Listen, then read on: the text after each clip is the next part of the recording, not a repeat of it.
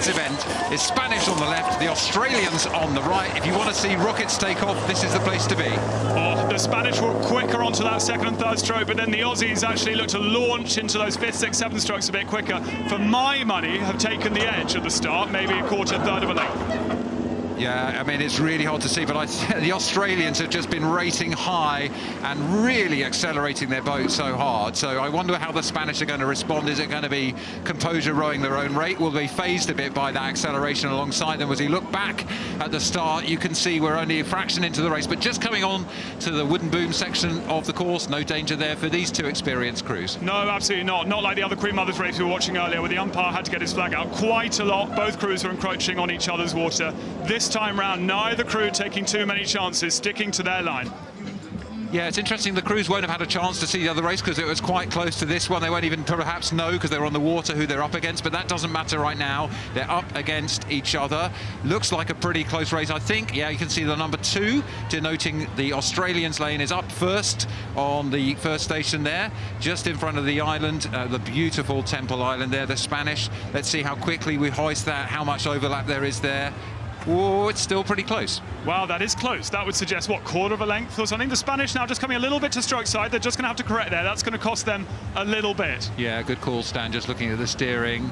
We've said all week it can be expensive, and it's a time when you're in that transition phase, aren't you, from the acceleration and the punishing anaerobic start into something a bit more sustainable, and perhaps that's part of what gave them that little bit of a quiver there. And for my money, the Australians, really explosive. They're still punchier, aren't they, just looking at the contrast in these two crews?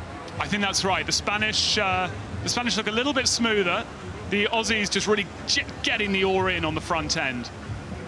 Yeah, so passing the barrier just over 600 metres into this 21-12-metre course. Australia continues to move away from the Spanish, and I think we might get the evidence from the second marker if we're close, but we'll certainly see it as they come past our camera point, just 100 or so metres past that barrier marker. Let's just look at the technique of these Aussies and pick it up, Stan, as you're talking about it. I think that's right. It's interesting to watch the Australian strokesman, Alexander Rossi. Even from this angle, you can still see low drive. He rows long, low, really leans his body over. It's a little bit like you might have used in the days of sort of Macons, when the oars are a little bit more bendy, but he gets a lot of length out that stroke. So Macons were a different shape of spoon. That's the white bit on the end there. See the Spanish go by. You can hear it's the sound of an engine. It's the pistons, isn't it? It's a piston sound of these two finely tuned engines, under 23 rising talent, lot of medal experience across the crew here. Just looking, well, the Australian crew, silver medalists, bronze medalists at under 23 level and world level. So they've got a lot of experience of racing hard, but the Spanish absolutely not accepting the position they're in at the moment. That's right, Matt. This race is far from done, and these quads a little bit closer to 8s, and it's quite hard to affect a change of speed, but you can do it.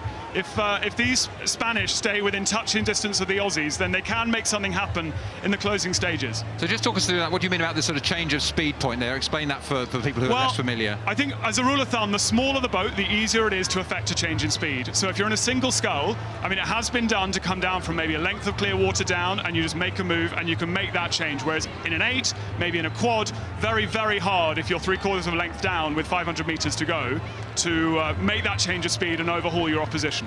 So this is a great display of quads rowing from both of these experienced, rising talent quads, international standard here in our premier event, the Queen Mother Cup here at Henley since 1981.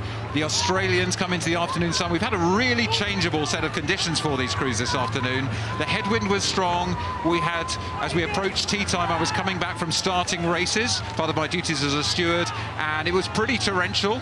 That seems to have deadened the wind a little bit now, so it's more benign conditions as the golden sunlight of the evening session shines on the bodies and blades of these two quads. I think that's right, and it can be a little bit disorientating as a competitor. Some athletes would even like a different handle depending on the conditions, whether it's wet or dry.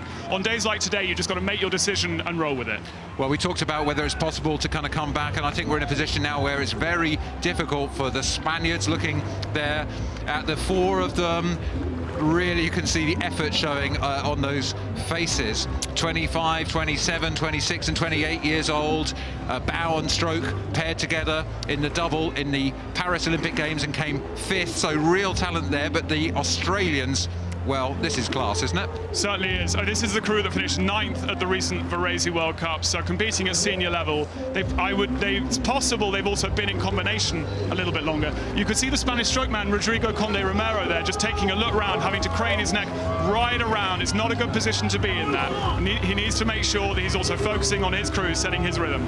I got to say, I'm really excited by the way these Australians are sculling. You called it, Stan, off the start, the way they just accelerated like a rocket. They've been punchier on the way down, maybe a little bit less smooth.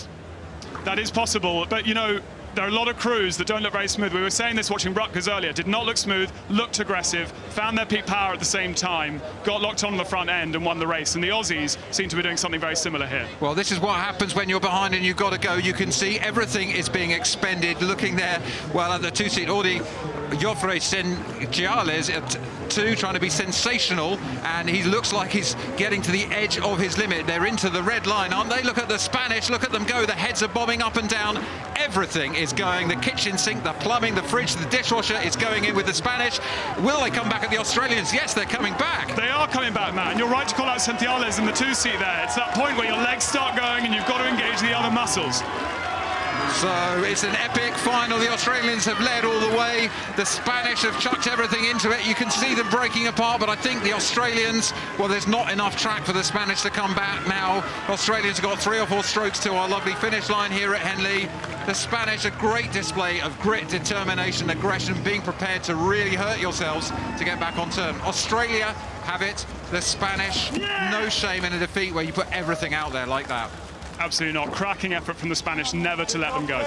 See what it means to the Australians. They book their spot in tomorrow's Golden Sunday finals. Australia beating Spain in the Queen Mother Challenge Cup.